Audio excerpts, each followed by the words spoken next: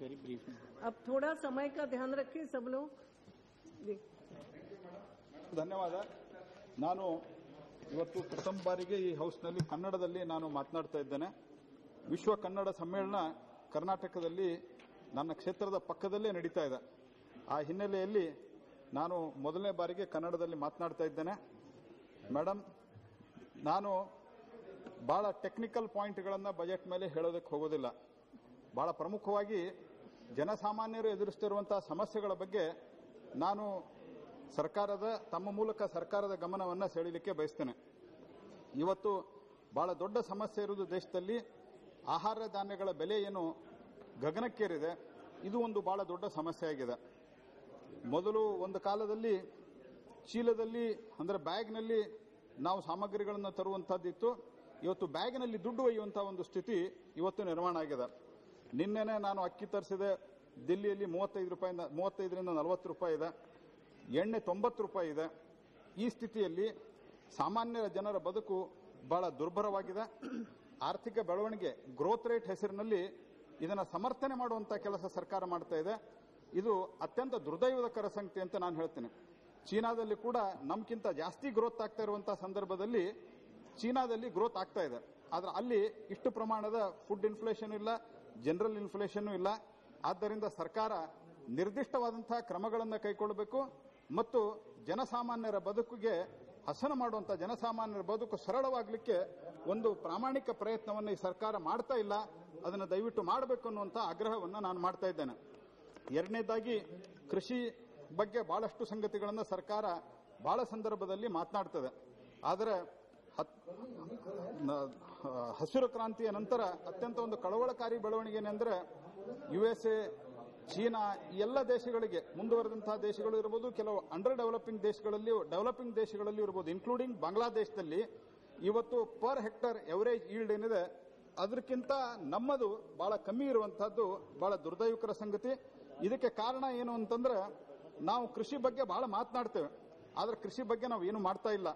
ಇವತ್ತು ಸ್ಥಿತಿ ಹೇಗಿದೆ ಅಂತಂದ್ರೆ Tata institute for social science ಹೇಳಿರುವಂತೆ ಪಂಜಾಬದಂತಹ ಅತ್ಯಂತ ಕೃಷಿಯಲ್ಲಿ ಬಹಳ ಬಲವಾದಂತಹ ಒಂದು ಸ್ಥಾನ ಹೊಂದಿರುವಂತಹ ಪಂಜಾಬದಲ್ಲಿ ಕೂಡ ಇವತ್ತು ಬೇರೆ ಏನಾದರೂ ಮತ್ತೊಂದು ಉದ್ಯೋಗವನ್ನು ಒದಗಿಸಿಕೊಟ್ರೆ 40% ಜನ ರೈತರು ತಮ್ಮ ವೃತ್ತಿಯನ್ನ ಬಿಡಲಿಕ್ಕೆ ಅವರು ಮುಂದಾಗಿದ್ದಾರೆ.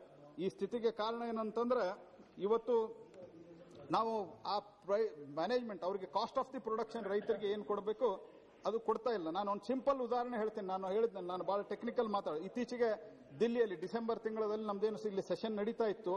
ಆ ಸಂದರ್ಭದಲ್ಲಿ ದಿಲ್ಲಿಯಲ್ಲಿ ಬಹಳಷ್ಟು ದೊಡ್ಡ ಪ್ರಮಾಣದಲ್ಲಿ ಈರುಳ್ಳಿ, ಇದರ ಬಗ್ಗೆ ಆನಿಯನ್ ಬಗ್ಗೆ ಬಹಳ ದೊಡ್ಡ ಚರ್ಚೆ ನಡೀತಾ ಇತ್ತು. ಅದನ್ನ ಎಕ್ಸ್ಪೋರ್ಟ್ ಬ್ಯಾನ್ ಮಾಡಬೇಕು ಇತ್ಯಾದಿ ಎಲ್ಲ ಚರ್ಚೆ ನಡೀತಾ ಇತ್ತು. ಇಲ್ಲಿಂದ ಸೆಷನ್ ಮಧ್ಯೆ ನಾನು ಶನಿವಾರ ಭಾನುವಾರ ನನ್ನ ಕ್ಷೇತ್ರ ಕರ್ನಾಟಕದಲ್ಲಿ ಹುಬ್ಬಳ್ಳಿಗೆ ಹೋದಾಗ ಅಲ್ಲಿ ರೈತರು ರಸ್ತೆ ಮೇಲೆ ನಿಂತು ಆ ಈರುಳ್ಳಿಯನ್ನು ರಸ್ತೆ ಮೇಲೆ ಹಾಕಿ ಪ್ರತಿಭಟನೆಯನ್ನು ಮಾಡ್ತಾ ಇದ್ರು. ನಮಗೆ ಬೆಲೆ ಸಿಗ್ತಾ ಇಲ್ಲ ಅಂತ ಹೇಳಿ. ಇದು ವಾಟ್ ಇಟ್ ಶೋಸ್, ಇದು ಬಹಳ ಗಂಭೀರವಾದಂತಹ ಒಂದು ಚಿಂತನೆಯನ್ನು ಮಾಡಬೇಕು.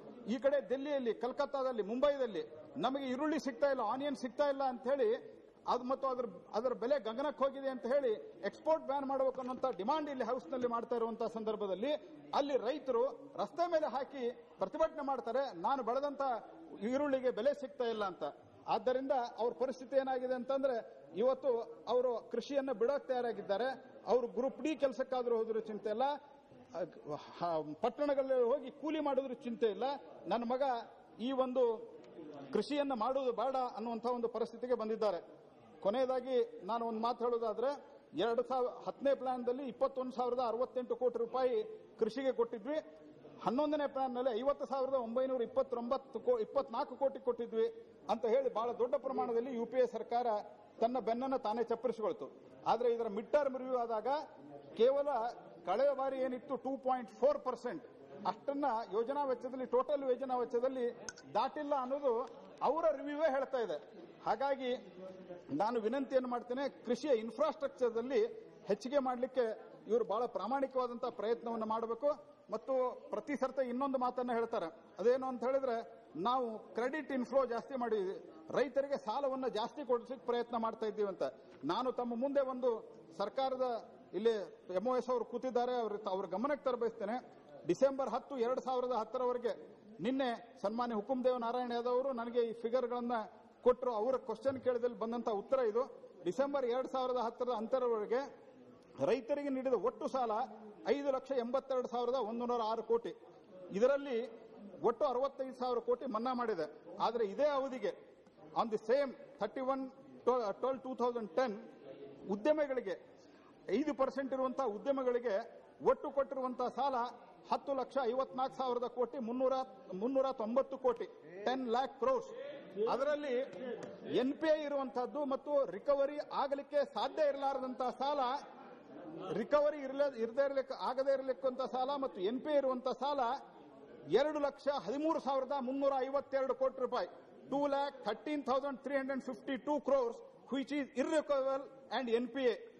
70% ರೈತರಿಗೆ 10 ಲಕ್ಷ ಕೋಟಿ 10,54,000 ಕೋಟಿ, 2-3% ಇರುವಂತಹ ಉದ್ಯಮೆದಾರರಿಗೆ 10 ಲಕ್ಷ ಕೋಟಿ, 2% 3% ಇರುವಂತಹ ಉದ್ಯಮೆದಾರರಿಗೆ 10 ಲಕ್ಷ ಕೋಟಿ ಆದರೆ 70% ರೈತರಿಗೆ 5 ಲಕ್ಷ ಕೋಟಿ, ಅದರಲ್ಲಿ ಕೇವಲ 65,000 ರೂಪಾಯಿ.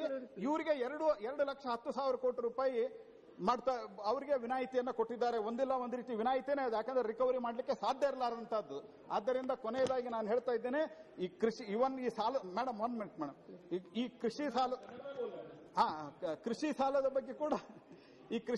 ಬಗ್ಗೆ ಕೂಡ ಇವತ್ತು ಬ್ಯಾಂಕಿಂಗ್ ನೆಟ್ನಲ್ಲಿ ಯಾರು ಬ್ಯಾಂಕ್ನಲ್ಲಿ ಸಾಲ ತೆಗೆದುಕೊಂಡಿದ್ದಾರೆ ನಿಮ್ಮ ಫಿಗರ್ ಹೇಳುವ ಪ್ರಕಾರವಾಗಿ, ನೀವೇ ಅನ್ಸ್ಟಾಲ್ಡ್ ಕ್ವಶನ್ ನಲ್ಲಿ ಉತ್ತರ ಕೊಟ್ಟಿರುವ ಪ್ರಕಾರವಾಗಿ 30%ಗಿಂತ ಕಮ್ಮಿ ಇವತ್ತು ರೈತರು ಬ್ಯಾಂಕಿನ ಸಾಲದ ನೆಟ್ಟಿನಲ್ಲಿದ್ದಾರೆ. ಹಾಗಾಗಿ ನೀವು ಎಷ್ಟೇ ಹೇಳಿದ್ರು ಕೂಡ, ನೀವು ಎಷ್ಟೇ ಕ್ರೆಡಿಟ್ ಫ್ಲೋ ಜಾಸ್ತಿ ಮಾಡಿದ್ರು ಕೂಡ ರೈತರು ಬ್ಯಾಂಕಿನ ಸಾಲಕ್ಕೆ ಬರಲಿಕ್ಕೆ ನೀವು ಹೆಚ್ಚಿನ ಪ್ರಯತ್ನವನ್ನ ಮಾಡಿಲ್ಲ ಅನ್ನುವಂಥದ್ದು ಅತ್ಯಂತ ದುರ್ದೈವ ಸಂಗತಿ. ಇದರ ಜೊತೆಗೆ ಬೆಳೆ ವಿಮೆಯನ್ನ ಕಳೆದ ಅನೇಕ ವರ್ಷಗಳಿಂದ ಇಲ್ಲಿ ಸನ್ಮಾನ್ಯ ದೇವೇಗೌಡರು ಕೂತಿದ್ದಾರೆ, ಅವರು ಈಗ ಭಾಷಣವನ್ನು ಮಾಡಿದ್ರು, ಅವರು ಅನೇಕ ಬಾರಿ ಡಿಮಾಂಡ್ ಅನ್ನು ಮಾಡಿದ್ದಾರೆ. ಈ ಬೆಳೆ ವಿಮೆಯನ್ನ ಸರಳೀಕರಣಗೊಳಿಸಬೇಕು, ಎಲ್ಲ ಬೆಳೆಗಳಿಗೆ ವಿಸ್ತರಿಸಬೇಕು ಮತ್ತು ಕೊನೆಯದಾಗಿ ಆ ಒಂದು ಪಂಚಾಯತ್ ಯೂನಿಟ್ ಅನ್ನು ಮಾಡಬೇಕು ಅನ್ನುವಂತಹ ಒಂದು ಬೇಡಿಕೆಯನ್ನ ನಾವು ಸಲ್ಲಿಸಿದ್ವಿ, ಅನೇಕ ಬಾರಿ ಸಲ್ಲಿಸಿದ್ವಿ, ಕಳೆದ ಬಾರಿನೂ ಇದನ್ನು ಸಲ್ಲಿಸಿದ್ದೀವಿ. ಆದರೆ ದುರ್ದೈವದಿಂದ ಸರ್ಕಾರ ಇದರ ಬಗ್ಗೆ ಯಾವುದೇ ರೀತಿಯಾದಂತಹ ಒಂದು ಗಮನವನ್ನ ಕೊಡ್ತಾ ಇಲ್ಲ. ಇನ್ನು ಕೊನೆಯದಾಗಿ ಸರ್ಕಾರ ಬಹಳಷ್ಟು ಸಂದರ್ಭದಲ್ಲಿ ಇನ್ಕ್ಲೂಸಿವ್ ಗ್ರೋತ್ ಬಗ್ಗೆ ಮಾತನಾಡ್ತಾ ಇದೆ. ನಾನು ಒಂದು ಫಿಗರ್ ಅನ್ನು ನಿಮಗೆ ಕೊಡ್ತೇನೆ. ಮೇಲ್ಮಟ್ಟದ ಟಾಪ್ 20% ಆಫ್ ದಿ ಪಾಪ್ಯುಲೇಷನ್ ಇವತ್ತು ಅವರ ಒಟ್ಟು ದೇಶದ ಒಟ್ಟು ಅಸೆಟ್ಟಿನಲ್ಲಿ ಅವರ ಪಾಲು 52% ಆಫ್ ದಿ GDP. ಅದೇ ಕೆಳಮಟ್ಟದಿಂದ 20% ಇರೋ ಒಂದ್ ಸೆಕೆಂಡ್ ಮಾಡಿ, ಕೆಳಮಟ್ಟದಿಂದ ಇರುವಂತಹ 20% ಜನರ ಒಟ್ಟು ಸಾಲ ಅವರ ಒಂದು GDPಯಲ್ಲಿ ಅಸೆಟ್ನಲ್ಲಿ ಅವರ ಪಾಲು ಕೇವಲ 5.2% ಮೇಡಮ್. ಇದರಿಂದ ಗೊತ್ತಾಗ್ತದೆ ಯಾವ ರೀತಿಯಾದಂತ ಇನ್ಇಕ್ವಾಲಿಟಿ ಇದೆ, ಡಿಸ್ಪ್ಯಾರಿಟಿ ಆಫ್ ದಿ ವೆಲ್ತ್ ಇದೆ ಅನ್ನೋದು ಗೊತ್ತಾಗ್ತದೆ. ಸನ್ಮಾನ ಅದ್ವಾನಿ ಅವರು ಅದೇ ಸದನದಲ್ಲಿ ಹೇಳಿದ್ರು, income of 30 people is equal to more than 30 crore people of this country. ಆದ್ದರಿಂದ ಇನ್ಕ್ಲೂಸಿವ್ ಗ್ರೋತ್ ಅನ್ನುವಂಥದ್ದು ನೀವು ಹೇಳ್ತಾ ಇರುವಂತಹದ್ದು ದೊಡ್ಡ ಒಂದು ಉಡಾಫೆಯ ಮಾತು ಅನ್ನುವಂಥದ್ದನ್ನ ನಾನು ಹೇಳ್ತಾ ಇದ್ದೇನೆ. ಅದರ ಜೊತೆಗೆ ಕೊನೆಯದಾಗಿ ಈಗಾಗಲೇ ಮಾಜಿ ಪ್ರಧಾನಮಂತ್ರಿಗಳು ಈ ಒಂದು ವಿಷಯದ ಬಗ್ಗೆ ಪ್ರಸ್ತಾಪ ಮಾಡಿದ್ದಾರೆ. ಕರ್ನಾಟಕದಲ್ಲಿ ದೊಡ್ಡ ಪ್ರಮಾಣದಲ್ಲಿ ರೇಷ್ಮೆಯನ್ನೇ ಬೆಳೀತಾರೆ. ಲಾಸ್ಟ್ ಮೇಡಮ್, ಮೈ ಸ್ಟೇಟ್ ಪ್ರಾಬ್ಲಮ್ ಮೇಡಮ್, ರೇಷ್ಮೆ ಮೇಲಿನ ಆಮದು ಸುಂಕ ಇಳಿಸಿದ್ರಿಂದ ಇವತ್ತು ದಕ್ಷಿಣ ಕರ್ನಾಟಕದ ಈ ಭಾಗದಲ್ಲಿ ರಸ್ತೆ ಬಂದ್ ಮಾಡಿ ರೈತರು ಹೋರಾಟ ಮಾಡ್ತಾ ಇದ್ದಾರೆ. ನಾವು ಆತ್ಮಹತ್ಯೆಯನ್ನ ಮಾಡ್ಕೊಳ್ತೀವಿ. ಈ ಕಸ್ಟಮ್ ಡ್ಯೂಟಿಯನ್ನ ಚೀನಾಕ್ಕೆ ಸಹಾಯ ಮಾಡಲಿಕ್ಕೆ ಈ ಕಸ್ಟಮ್ ಡ್ಯೂಟಿಯನ್ನ ನೀವು ಕಮ್ಮಿ ಮಾಡಿದ್ದೀರಿ. ದೇಶೀಯ ರೈತರು ಬೆಳೀತಿರುವಂತಹ ರೇಷ್ಮೆ ಅದಕ್ಕೆ ಬೆಲೆ ಕುಸಿದು ಅವರ ತೊಂದರೆಗೆ ಒಳಗಾಗ್ತಾ ಇದ್ದಾರೆ. ಆದ್ದರಿಂದ ಈ ಕಸ್ಟಮ್ ಡ್ಯೂಟಿ ಬಗ್ಗೆ ತಾವು ರಿವ್ಯೂ ಮಾಡಬೇಕು. ಕೊನೆಯದಾಗಿ Namo Narayana Meenaji, I have a special request to it. You are establishing a zonal office, LIC zonal office in Karnataka. You are creating a new zone. Last minute, this is 100% last, madam. You are creating a new zone in Karnataka, but you are establishing that zonal office in Bangalore. There is no space in the Bangalore. People are suffering without, even for a small room, people are suffering.